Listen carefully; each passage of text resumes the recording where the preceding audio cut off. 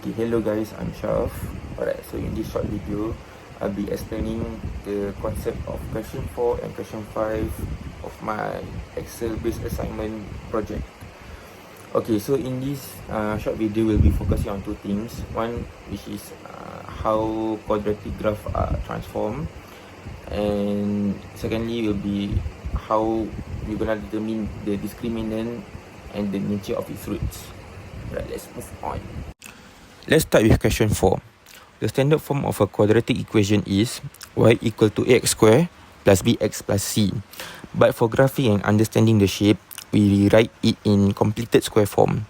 Y equal to a open bracket x plus b square,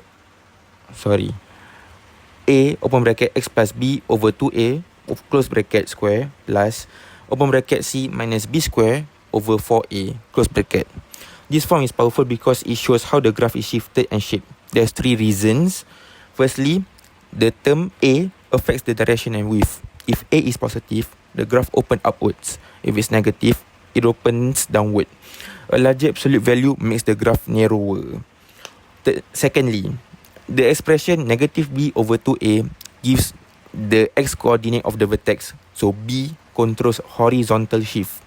Thirdly, the term open bracket c minus b square over 4a close bracket gives the y coordinate of the vertex, so c shifts it vertically.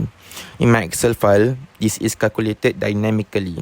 When I change a, b or c, the graph updates instantly, helping to visualize how each parameter affects the shape. Now let's look at question 5. Here we focus on the discriminant, which is d equal to b square minus 4ac. This single value tells us the type of solutions the quadratic has. There's three solutions, which is firstly, if d greater than 0, there are two real and distinct roots.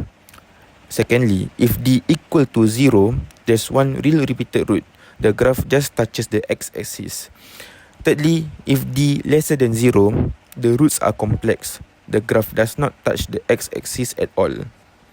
This helps us predict the graph's behavior without solving anything manually. Right, so guys, in summary, question 4 help us understand how the graph moves and shapes, while question 5 help us predict the type and the number of solutions. So these two questions goes hand in hand for us to understand better of the quadratic behavior. So guys, that's all for me. Syafiq out.